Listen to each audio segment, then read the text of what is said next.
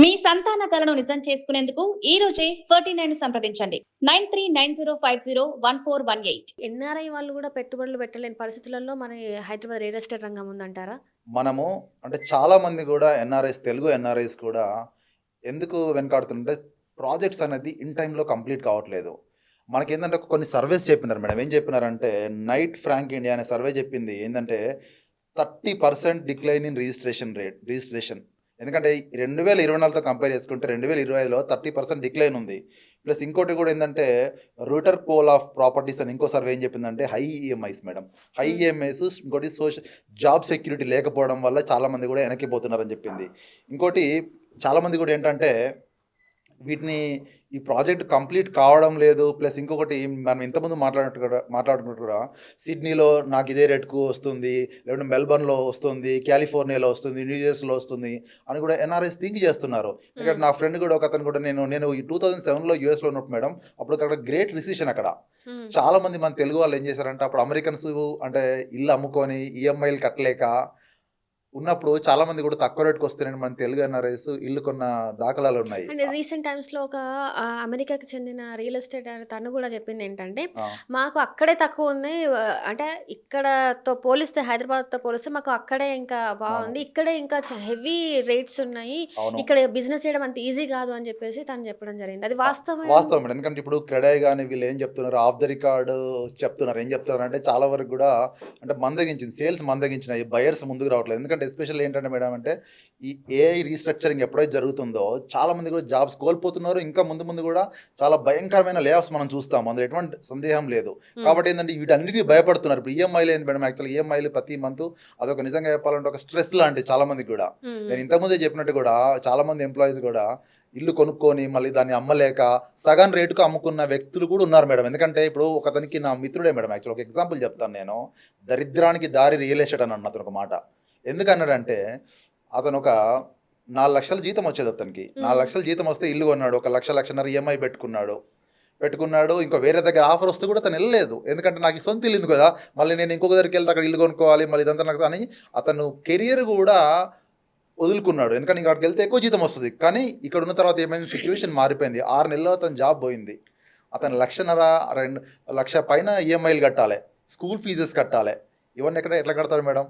అంటే ఇంకా అతనికి సోర్స్ లేక ఆల్మోస్ట్ సగానికి సగం రేటుకి అమ్ముకున్న వ్యక్తిని నేను నా కళ్ళారా చూశాను మేడం. అంటే దీన్ని బట్టి మనం అర్థం చేసుకోండి, ఇదొక ఒరాకిల్లోనో ఒక ఐబిఎంలోనో అన్ని కంపెనీస్, యాక్సెంచర్ అన్ని కంపెనీస్లో ఇది జరుగుతుంది మేడం. ఎందుకంటే చాలామంది కూడా జాబ్స్ కోల్పోయి వాళ్ళకి ఏంటంటే ఒకప్పుడు ఇల్లు కూడా ఎట్లా కొనుక్కున్నారు మేడం. మా ఫాదర్ ఎప్పుడు ఇల్లు కొన్నాడు, రిటైర్డ్ అయినాక కొన్నాడు మా ఫాదర్ ఇల్లు. ఎందుకంటే అతను పిఎఫ్ డబ్బులతో గ్రాట్యుటీ డబ్బులతో కొన్నాడు. కానీ ఇప్పుడు ఎట్లా నడుస్తుంది, 25 ఏళ్ళకి జాబ్కి వస్తున్నారు, 25-26 ఏళ్ళు ఒక 2 ఏళ్ళు ఉంటున్నారు, ఇంకా ఇల్లు కొనుక్కుంటున్నారు. ఇల్లు కొనుక్కొని ఏం చేస్తున్నారు, వాళ్ళ దగ్గర ఏం లేదు మేడం. సో అంత ఒక 10% కూడా కట్టట్లేదు వాళ్ళు. బ్యాంక్స్ ఏముంటున్నాయి, మీకు ఎంత కావాలన్నా లోన్ ఇస్తాం సార్ అంటున్నారు. కానీ బ్యాంకుల పరిస్థితి కూడా ఈరోజు మారిపోయింది. ఎందుకంటే వాళ్ళు కూడా ఇప్పుడు ఎంప్లాయీస్ కూడా చాలా రీస్ట్రక్చరింగ్ జరుగుతుంది, జాబ్స్ కోల్పోతున్నారు. కాబట్టి వాళ్ళు కూడా ఈఎంఐలు కట్టలేక తక్కువ ధరలకు అమ్ముకొని ఉన్న వాటిని అమ్ముకోలేక చాలామంది బిల్డర్స్ అయితే అసలు నిజంగా చెప్పాలంటే చాలామంది సూసైడ్ చేసుకున్నారు.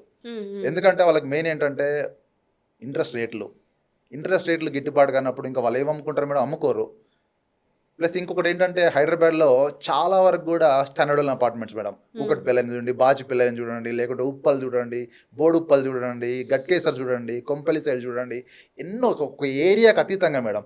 ఏరియాకి అతీతంగా కూడా ఏంటంటే అసలు ఎక్కడ పడితే అక్కడ ఎట్లా అంటే ఇప్పుడు ప్రకాశం డిస్ట్రిక్ట్ నుంచి కొంతమంది వస్తారు, వాళ్ళు ఏంటంటే మొత్తం వాళ్ళు బిల్డర్సే.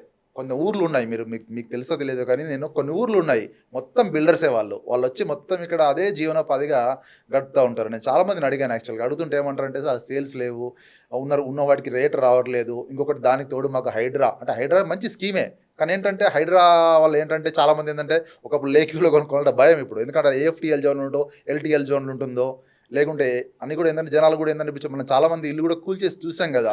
కాబట్టి ఏంటంటే జనాల్లో ఒక భయం ఏర్పడింది. ఇదంతా ఎందుకు, ఇక ఫ్యూచర్లో జాబ్స్ పెద్దగా ఉండకపోవచ్చు. కాబట్టి ఏంటంటే ఇప్పటి నుంచి జనాలు కూడా ఏంటంటే ఒక మార్కెట్ని చూశారు. 2026లో మేడం ఒక 1.5 lakhs జాబ్స్ కోల్పోవడం జరిగింది హైదరాబాద్లో. అంటే layoff.FIU అనే ఒక వెబ్సైట్ ప్రచురించింది. అఫీషియల్గా అంతకన్నా ఎక్కువ ఉండొచ్చు, కానీ అంతమంది మీరు అర్థం చేసుకోండి, వీళ్ళందరూ కూడా ఐబిఎంలోనో, ఒరాకిల్లోనో, యాక్సెంచర్లో ఉన్న వాళ్ళే కదా. కాబట్టి ఏంటంటే వీళ్ళకి జాబ్ కోల్పోయి రావడం వల్ల వాళ్ళున్న ప్రాపర్టీ కూడా సగానికి సగం అమ్ముకోవడం జరుగుతుంది. ఎందుకంటే అతనికి 5 లక్షలు వస్తుంటే మీరు ఒక 5 లక్షలు వస్తున్నాయి, కానీ ఒక సడన్గా జాబ్ కోల్పోతే జీరో కదా.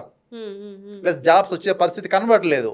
మీరు రీసెంట్గా కూడా మేము లాస్ట్ అనుకుంటే ఒక ఇంటర్వ్యూలో చెప్పినట్టున్నాను, ఒక ఒరాకిల్ ఎంప్లాయీ యూబర్ డ్రైవర్గా మారాడు, ఈఎంఐస్ కట్టుకోలేక. మనకు తెలిసింది, ఎందుకంటే అతనికి 4 లక్షలు 5 లక్షలు శాలరీ వచ్చేది, ఒక 1.5 lakh ఈఎంఐ ఉంది, ఓన్లీ హౌస్ ఈఎంఐ. ఇంకా పర్సనల్ ఈఎంఐస్ ఉంటాయి, వేరే ఈఎంఐస్ ఉంటాయి, అది కట్టలేకనే ఇంకా అతను ఫీల్డ్ ఎక్కాడు. అంటే దీన్ని బట్టి మనం అర్థం చేసుకోవచ్చు, ఎందుకంటే ఈఎంఐ అనేది ఇప్పుడు ఎంత బర్డెన్ అవుతుంది అనేది. అంటే కంపెనీస్ కూడా ఏంటంటే మనం వాళ్ళు కొంచెం ఆలోచించాలి. ఎందుకంటే నోటీస్ ఇచ్చినప్పుడు కూడా నిన్న కూడా హైడ్ అనే ఒక కంపెనీ అనుకుంటా రాత్రి జూమ్ కాల్లో 250 మందిని ఇండియా ఆపరేషన్సే క్లోజ్ చేసేసింది. 250 మంది 250 మంది అంటే ఒక జూమ్ కాల్తోనే. వాళ్ళకి సెవరెన్స్ ప్యాకేజ్ వస్తుందంటే ఏమీ రాలేదు. 90 రోజుల సెవరెన్స్ ప్యాకేజ్ వచ్చింది. నిన్న కాక మొన్న అనుకుంటా హైడీ అనే కంపెనీ, ఒక రిటైల్ కంపెనీ, అది అమెరికన్ బేస్డ్ రిటైల్ కంపెనీ, మొత్తం ఇండియా ఆపరేషన్స్ క్లోజ్ చేసింది. అంటే ఇంత సడన్ గా జాబ్స్ పోతున్నాయి. సెక్యూరిటీ లేని లైఫ్. ఎందుకంటే గవర్నమెంట్ జాబ్ అనుకోండి మేడం, నాకు సెక్యూరిటీ, నేను జీవితాంతం ఈఎంఐ కట్టుకోవచ్చు అంటే I mean up to retirement నేను ఈఎంఐ కట్టుకోవచ్చు. కానీ ప్రైవేట్ సెక్టర్లో ఎప్పుడు జాబ్ గ్యారంటీ లేదు మేడం. ఇవన్నీ ఇప్పుడు కర్ణుడి చావుకు 100 కారణాలు అన్నట్టుగా ఇవన్నీ కూడా రియల్ ఎస్టేట్ కు శాపంగా మారింది. ఇప్పుడున్న పరిస్థితులలో మరి హైదరాబాద్ లో ఫ్లాట్ కొనొచ్చు అంటారా వద్దంటారా, అసలు ఏంటంటారు మరి? అంటే నిజంగా చెప్పాలంటే మేడం, మీ ఆర్థిక స్తోమత మీరు చూసుకోండి ఫస్ట్. అసలు నేను జాబ్ మీరు మొత్తం ఈఎంఐ బేస్లో అయితే కొనకండి. ఎందుకంటే ఈఎంఐ బేస్లో అయితే మనకి మీకు జాబ్ ఉంటుందా తెలియదు, రేపు మీకు జాబ్ ఉంటుందా అని తెలియదు. సరే మీ దగ్గర హార్డ్ లిక్విడ్ క్యాష్ ఉంటే మీరు కొనుక్కోండి, తప్పలేదు అందులో. కానీ ఈఎంఐ జోలీలోకి వెళ్ళి అనవసరంగా స్ట్రెస్ ఫీల్ అయ్యి తర్వాత మళ్ళీ హాస్పిటల్లో పాలయ్యి హెల్త్ ఇన్సూరెన్స్, ఎందుకంటే ఒకసారి జాబ్ పోయింది అనుకో మేడం, ఒక ఈఎంఐ కాదు హెల్త్ ఇన్సూరెన్స్ కూడా ఉండదు కంపెనీది.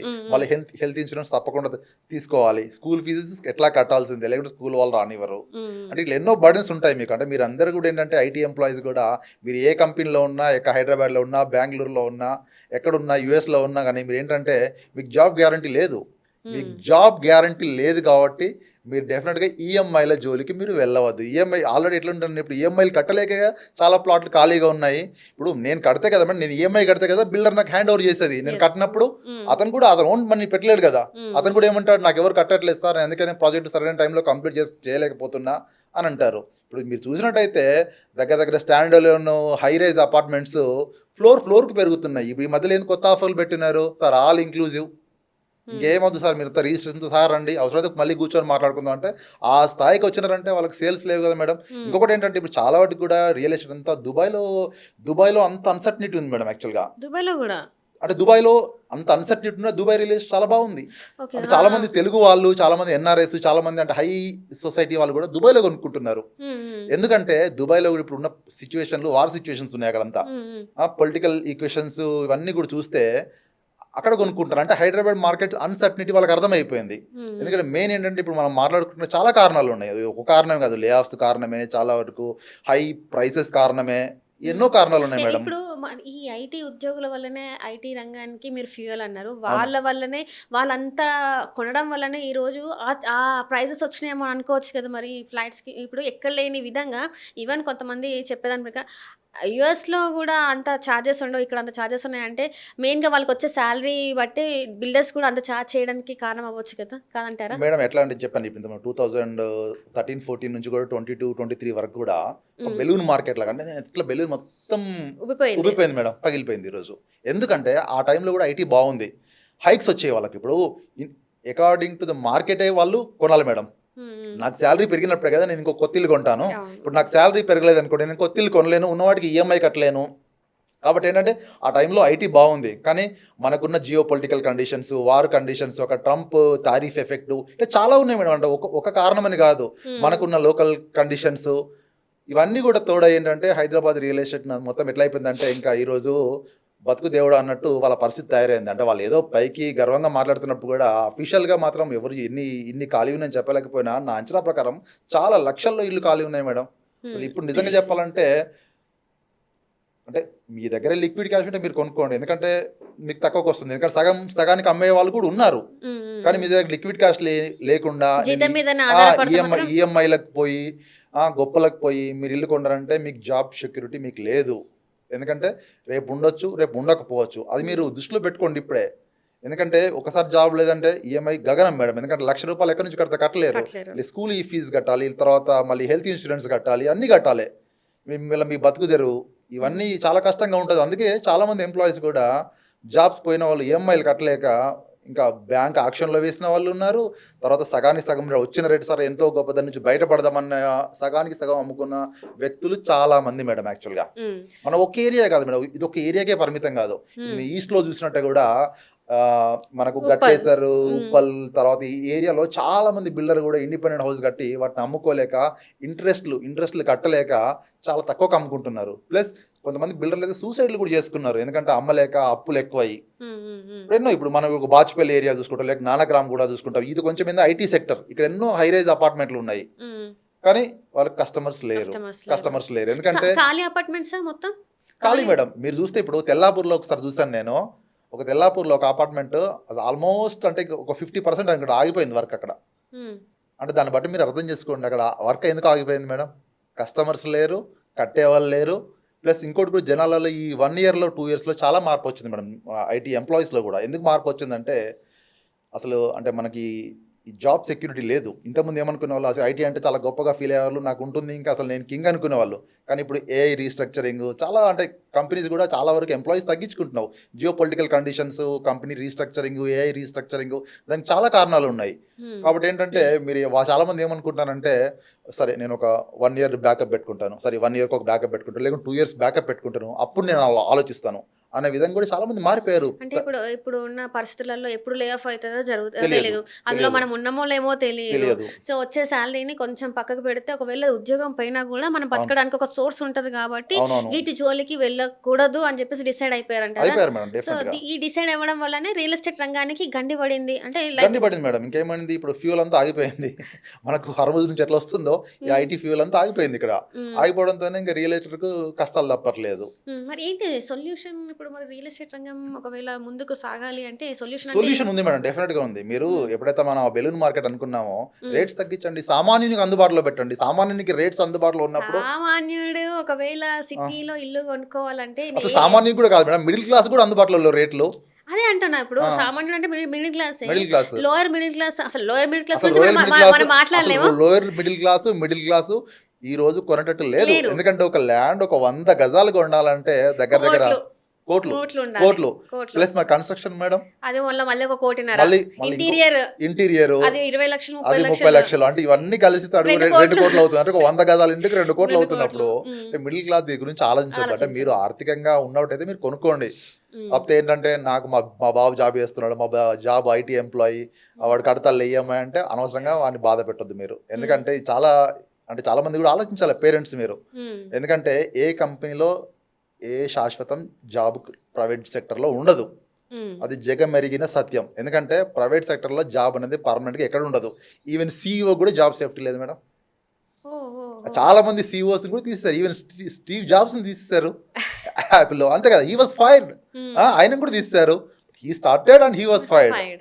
అట్లా చాలా ఉన్నాయి. ఇప్పుడు ఈవెన్ హెచ్పిలో Mark Hurd, he was founder of HP, was fired. Steve Jobs was fired. అట్లా మనం ఇంకా చెప్పుకుంటూ పోతే ఇంకా 10 మంది, 20 మంది, 30 మంది, 100 మంది వెళ్తారు. కానీ అంటే మనకు ప్రైవేట్ సెక్టర్లో CEO టు ఒక స్మాల్ డెవలపర్ కూడా ఎవరికి జాబ్ శాశ్వతం కాదు.